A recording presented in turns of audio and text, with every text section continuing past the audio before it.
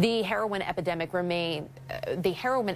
plaguing America, continuing to send shockwaves through communities and also getting the attention of lawmakers. Just this past hour, the White House Press Secretary Sean Spicer speaking about the alarming new numbers released this morning. Take a listen. Drug abuse has crippled communities across this nation.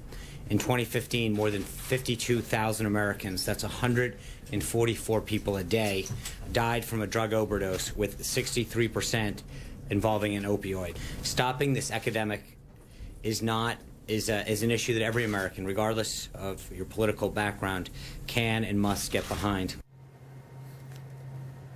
And among those numbers, a five-fold increase over the course of a decade among white Americans. That's according to a new study which also finds many heroin users begin their addiction by using prescription opioids. That is a story we've heard several times before, and one that Howard Samuels has heard as well. He's a former heroin addict. He now leads a drug and alcohol center and is an addiction expert. His center, the Hills Treatment Center in Los Angeles. Howard, good to have you back with us because you really do provide an experience for us that few others have.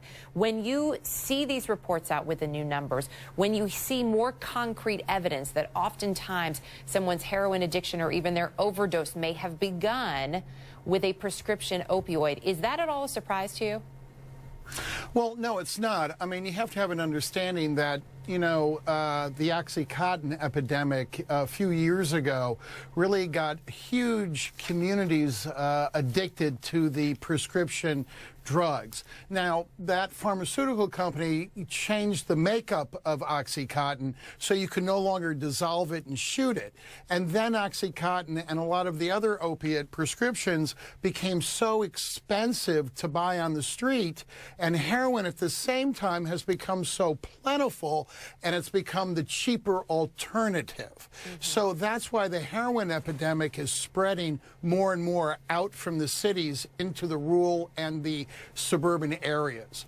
And we are seeing an increase, especially among, as we're seeing in these different studies, white users, those in rural areas, as you point out. We've seen a number of lawmakers trying to take up the charge here, Claire McCaskill among them. The president also making a push now and bringing New Jersey Governor Chris Christie to help him in that effort to address the heroin epidemic. They sat down earlier today listening to some folks and their stories. Let's take a listen to some of what those people had to say. So this all began very innocently with an injury? Absolutely, yes, with the prescription of painkillers. And what was it? What was the drug they gave? Percocet. Yes. And then from Percocet it went to Oxy. And then from Oxy it went to heroin. Very quickly I lost everything. I was homeless. I chose to be homeless. I was living on the streets of Atlantic City. I was in and out of jail, and I was lucky enough to see some kind of light. Howard, that is one story. There are so many that are similar to that. What is the answer in terms of getting a hold on this epidemic in the country? Well, I mean, it's a very complicated issue. I mean, when I was shooting heroin in the late 60s, 70s, and I finally got sober in '84, heroin was very plentiful in the cities.